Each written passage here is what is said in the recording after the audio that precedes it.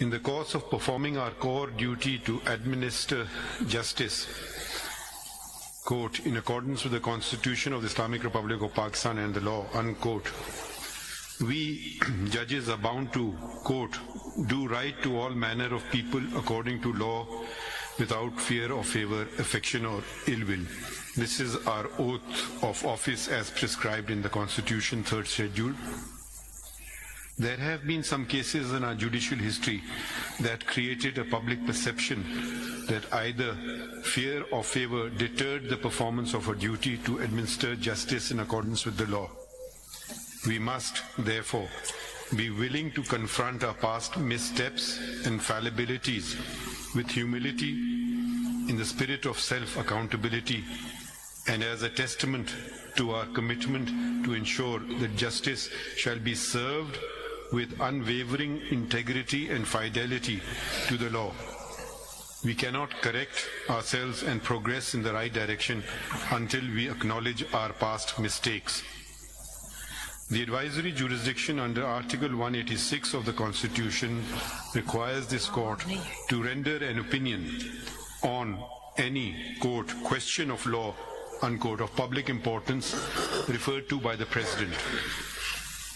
To us, the question of law in essence is whether the requirements of due process and fair trial were complied with in the murder trial of Mr. Zulfikar Ali Bhutto, hereinafter Mr. Bhutto, the former Prime Minister of Pakistan, by the trial court, which was the Lahore High Court, and the appellate court, which was this court.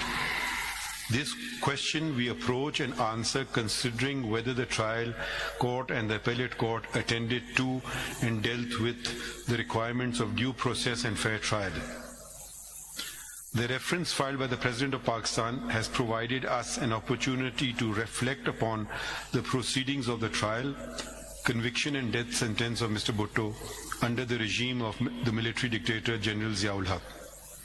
The reference was filed during the government of the political party founded by Mr. Bhutto, but the successive governments of other major political parties carried forward this inquiry and did not opt to withdraw the reference, which included the, when we were hearing the matter, the caretaker government. This collective interest reflects the widespread desire of the people of Pakistan to seek the opinion of this court on whether Mr. Bhutto was afforded a fair trial and due process for his trial for the murder of Mr. Muhammad Ahmad Khan Kasuri. With the able assistance of the eminent legal minds of the country, we, for the reasons to be recorded later and subject to amplifications and explanations made therein, render an opinion on the referred questions in the following terms. Now, I'll read the questions. There were a number of 5 questions. Whether the decision of the Lahore High Court as well as the Supreme Court of Pakistan in the murder trial against Shaheed Zulfikar Ali Bhutto meets the requirements of fundamental rights as guaranteed under Article 4, Sub-Articles 1 and 2A, Article 8, 9, 10A, due process, and Article 14 and 25 of the Constitution. If it does not, its effect and consequences. I should clarify these questions were already framed when we heard the matter. And our opinion is as under. The proceedings of the trial by the Lahore High Court and of the appeal by the Supreme Court of Pakistan do not meet the requirements of the fundamental right to a fair trial and due process enshrined in Articles 4 and 9 of the Constitution and later guaranteed as a separate and independent fundamental right under Article 10A of the Constitution. At the relevant time, Article 10A wasn't part of the Constitution, but the principles enunciated therein have always been part of our jurisprudence. The second part of the opinion of this question is, the question and the Constitution and the law do not provide a mechanism to set aside the judgment whereby Mr. Bhutto was convicted and sentenced. The said judgment attained finality after the dismissal of the review petition by this court.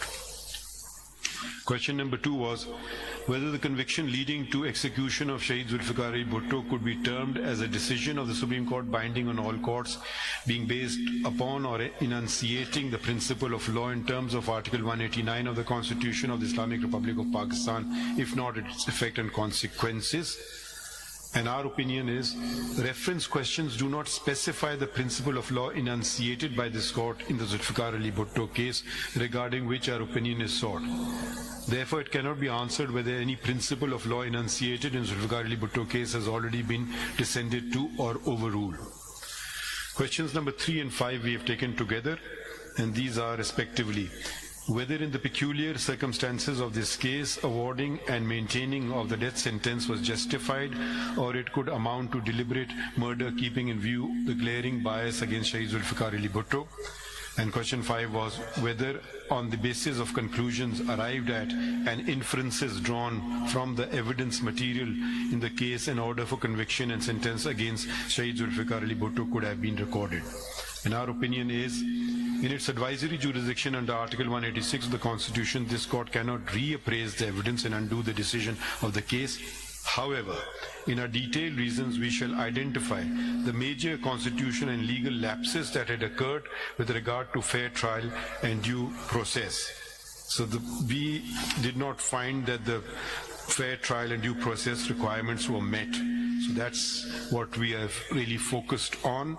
Question number 4 referred to Islamic injunctions, and our opinion, we kept asking repeatedly that we needed assistance but was not rendered. So our opinion is we were not rendered any assistance on this question. Therefore, it would be inappropriate to render an opinion on the Islamic aspects.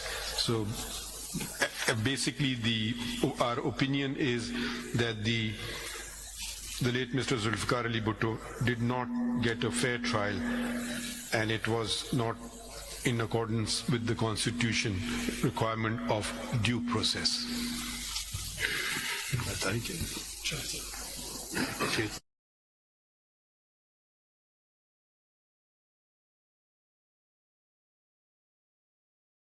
As well, and put up this on the website.